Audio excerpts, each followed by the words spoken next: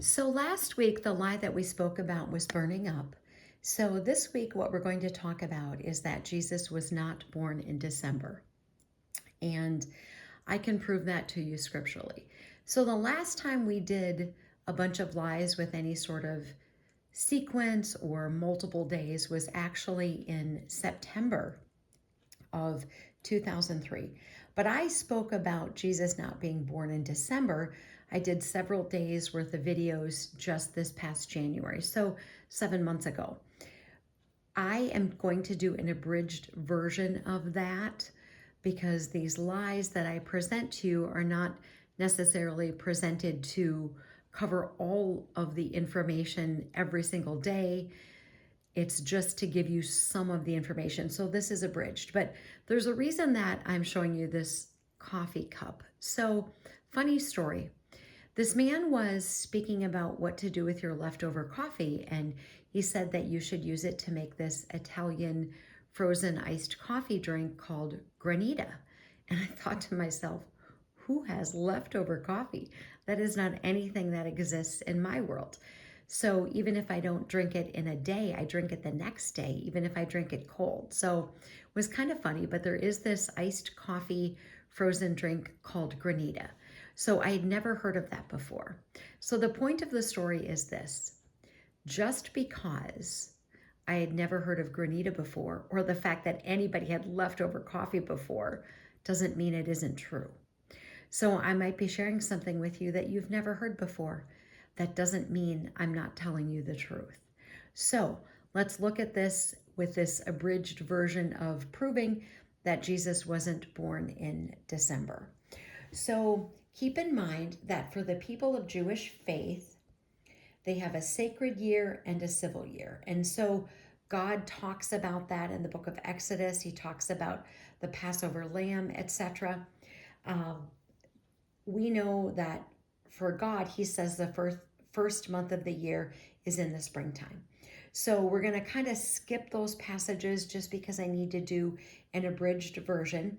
And we're going to skip down to the fact that you all know, because you're smart, bright, beautiful people, that Elizabeth and Mary were cousins. And that's kind of where we're going to pick up here so we can get through this in a day or two and not as many as it was previous. So let's here go to the Gospel of Luke, and we're going to start in Luke 1, verse 5. It says this: There was in the days of Herod, the king of Judea, a certain priest named Zacharias of the division of Abijah. His wife was the daughter of Aaron, and her name was Elizabeth. So, Elizabeth, you know, that is John the Baptist's mother, and her and Mary are cousins. And you know that John the Baptist and Jesus were 6 months apart in age.